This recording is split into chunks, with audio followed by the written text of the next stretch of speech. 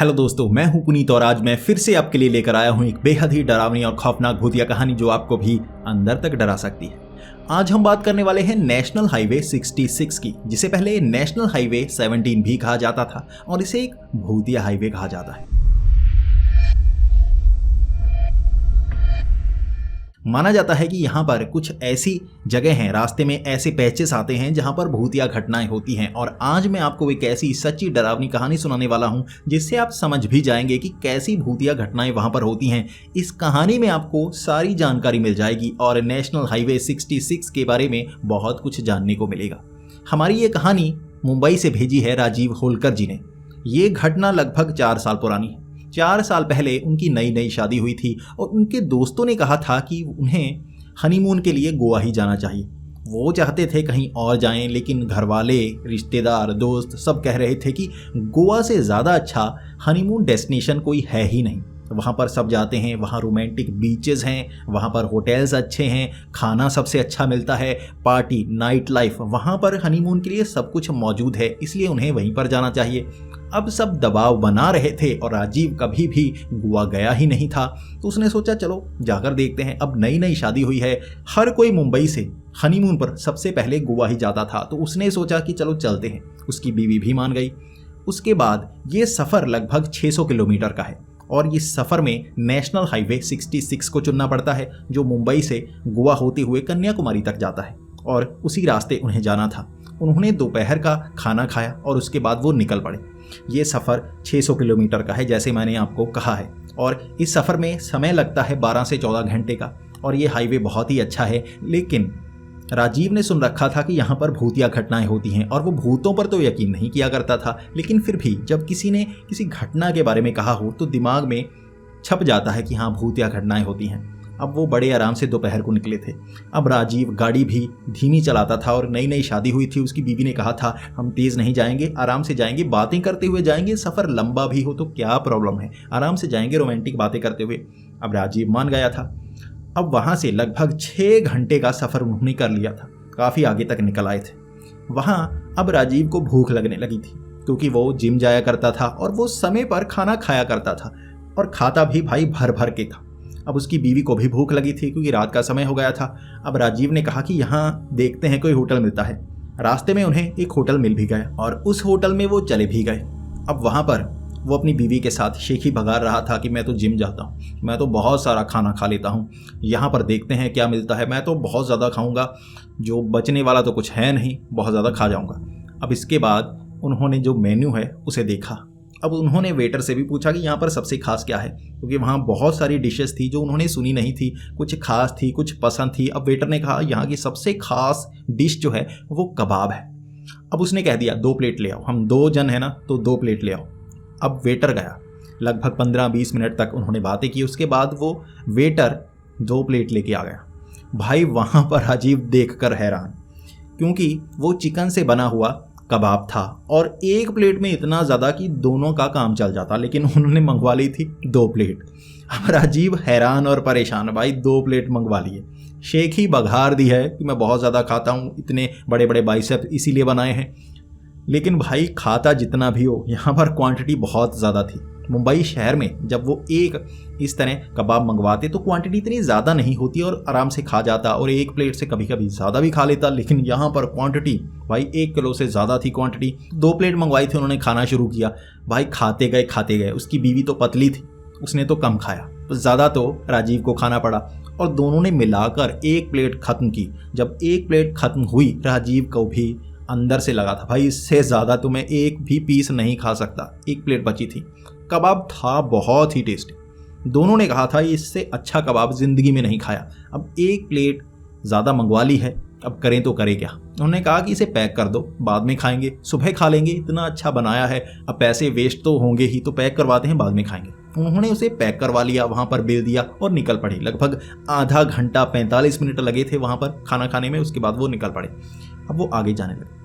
उसके बाद सफ़र रोमांटिक था, बातें करते हुए, क्योंकि रात का समय था तो बातें करते करते आगे जा रहे थे। दोनों का ध्यान एक दूसरे की तरफ था। नई नई शादी हुई थी ना, तो आंखों में कहते हैं ना खोए हुए थे। तभी उन्हें सामने सड़क पर लेटा हुआ कोई आदमी नजर आया। यहाँ पर गाड़ियाँ कम थी, सिंगल वे में उन्हें सामने को लेटा हुआ नजर आया और वो एक साइड पर आराम से जा रहे थे। एकदम से उसने ब्रेक लगा दी और बहुत ज़्यादा घबरा गया। भाई थोड़ी गलती होती ना, ध्यान आंखों में ज़्यादा खोया होता तो कोई ज़मीन में खो जाता, तो वो घबरा गया। अब उसके बाद चौकन्ना, पहले थोड़ी थोड़ी नींद चढ़ी हुई थी, बातें कर रहे थे तो बचे हुए थे, अब तो बिल्कुल चौकन्ना हो गया और सामने को लेटा हुआ। भाई इस पर चढ़ जाता तो बहुत परेशानी हो जाती। अब उसके बाद राजीव निकला देखने के लिए कौन है जो ज़मीन में लेटा हुआ है, क्या किसी का एक्सीडेंट हुआ है, किसी को दुर्घटना हुई है किसी की, तो उसे ले जाना चाहिए, देखें। उसकी बीवी दूसरी साइड से निकली। अब राजीव ने खिड़की खोली हुई थी क्योंकि चाबी लगी हुई थी, खिड़की खोली हुई थी, बाहर निकला, बीवी भी पीछे पीछे आ गई। दोनों ने खिड़कियां खोली थी और बाहर की तरफ चल पड़े। आगे पहुंचे, भाई वहां देखा जंप सूट हवा के कारण फूला हुआ था।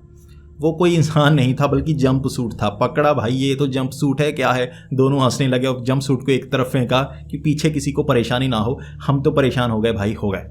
इसके बाद जैसे ही वापस आए, गाड़ी चाबी अंदर थी, अब गाड़ी बंद थी, खिड़कियां लगी हुई, अंदर से लॉक्ड।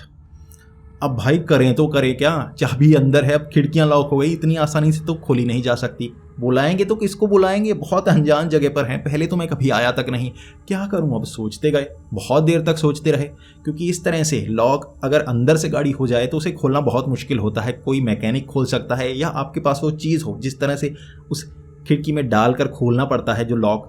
अब वो तो कर नहीं सकते थे। 10, 15, 20 मिनट सोचते रहे, करें तो करें क्या। राजीव ने सोचा भाई अब खिड़की तोड़नी पड़ेगी, अब यही रास्ता है, यहीं पूरी रात थोड़ी ना बिताएंगे, अब करेंगे क्या।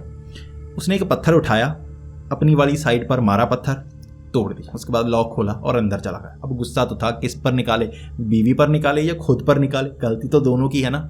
खिड़की खोली थी, अपने आप बंद कैसे हो गई। वो सोचे जा रहा था भाई गलती नहीं है, मैं हमेशा बाहर निकलता हूँ, खिड़की खोल देता हूँ या चाबी निकाल देता हूँ। चाबी नहीं निकाली गलती थी, लेकिन खिड़की तो खोली थी ना, सोचता रहा। अब वहां पर उसने पत्थर से वो कांच था वो तोड़ दिया था। उसके बाद खिड़की खोली, लॉक खोल लिया, अब तो काम आसान था। उस पत्थर को लेकर गया, दूर जाकर फेंकने लगा। तब तक उसकी बीवी वहां साइड वाली सीट पर बैठ गई। जैसे ही अंदर बैठी, वो अभी आ ही रहा था, उसकी बीवी अंदर से भागती हुई बाहर निकली। उसके चेहरे से थोड़ा थोड़ा खून बह रहा था। अब सामने राजीव देखकर बहुत ज्यादा हैरान और डर गया। क्या हुआ, आखिर हुआ क्या है। उसकी बीवी ने बताया कि जैसे ही मैं अपनी सीट पर बैठी थी, कोई चीज़ थी मुझे नोच रही थी, मेरे चेहरे पर नाखूनों के निशान हैं, किसी ने खरौंचा जैसे, कोई बिल्ली, क्या था वो मुझे नहीं पता, लेकिन किसी ने खरौंचा। अब राजीव कहने लगा क्या हो सकता है, तुम तो वैसे ही डरती रहती हो, लेकिन चेहरे पर निशान थे। वो भी थोड़ा सोचने लगा था क्या हो सकता है, कोई अंदर घुस गया। अब जैसे ही वो गाड़ी में बैठा, ड्राइवर सीट पर बैठा, देखने लगा, पीछे कोई नहीं, आगे कोई नहीं, यहाँ पर तो कोई नहीं है, वो बस कबाब पड़े हैं, वो लिफाफा पड़ा है और वो भी खुला हुआ। इसके बाद अचानक उसके चेहरे को कोई नोचने लगा, उसके शरीर को कोई नोचने लगा, चेहरे पर निशान उसे इस तरह से नोच रहा था कि वो भी चीखने लगा। भाई क्या चीज़ है, कोई बिल्ली नहीं है, कोई अदृश्य शक्ति है जो उसे नोच रही थी। वो बहुत ज़्यादा हैरान और डरा हुआ और एकदम से उसने खिड़की खोली और बाहर निकल आया। जैसे बाहर निकला, वो नोचना जो अंदर नोचा जा रहा था वो बिल्कुल ठीक। अब दोनों घबरा गए कि ये जो है ये हमारी समझ से बाहर है। कहानियां जो हमने सुनी है हो सकता है वो सच्ची हैं, यहाँ पर भूत प्रेत हैं। नेशनल हाईवे पर कभी कभी किसी के साथ भूतिया घटना हो जाती है और ये उनके साथ हुई थी, लेकिन करते तो करते क्या। अब गाड़ी के अंदर बैठने की कोशिश करते तो वो जो भूत था जो नोच रहा था वो दोबारा नोचता और हो सकता है इन्हें मार ही डालता। बाहर निकलकर सांस में सांस आई थी। अब उसने जब वहाँ उसका चेहरा नोचा जा रहा था, उसने चाबी थी निकाल ली थी। अब चाबी कुछ देर तक निकाले रखो तो गाड़ी अपने आप लॉक हो जाती है। भाई गाड़ी तो लॉक हो गई, करें क्या, अब चलकर आगे जाएं। वहाँ आगे उन्हें एक होटल मिल गया, सीधा पहुँचे होटल रिसेप्शन में। अब रात का वक्त था, 11-12 बजे का वक्त हो चुका था। अब सीधा वो रिसेप्शन पर गए और बात करने लगे। भाई रिसेप्शनिस्ट वो खुद हैरान, आपके साथ हुआ क्या है। दोनों के चेहरों पर खून के निशान, जैसे किसी ने खरौंचा हो, नाखून मारे हो या कोई तेजधार चीज मारी हो, खून निकल रहा था। इतनी सुंदर लड़की है, उसके चेहरे पर भी निशान बने हुए थे। कौन कर सकता है। उसने पूछा क्या हुआ आपके साथ। उसने कहा देखो गाड़ी के अंदर कुछ है, भूत है, प्रेत है, वहाँ हमारी गाड़ी लगी है, हम नहीं जाना चाहते, हमें होटल में कमरा दे दो, हमारे साथ कुछ हुआ है, हम बता भी नहीं सकते, आप पागल समझोगे। अब उस रिसेप्शनिस्ट ने कहा था नहीं समझे, हमें पता है, मुझे शक था, लेकिन फिर भी कभी कभी कुछ लुटेरे होते हैं, लेकिन आपकी बातों से लग रहा है ये वही घटना हुई। अब उसने कहा क्या घटना, क्या वहाँ पर कोई भूत प्रेत है जो लोगों पर हमला करता है। उस रिसेप्शनिस्ट ने कहा था भूत प्रेत नहीं, वो कोई एक नहीं है, 3 चुड़ैलें। नेशनल हाईवे 66 पर 3 चुड़ैलों की कहानियां सुनाई जाती हैं और वो हमेशा भूखी रहती हैं।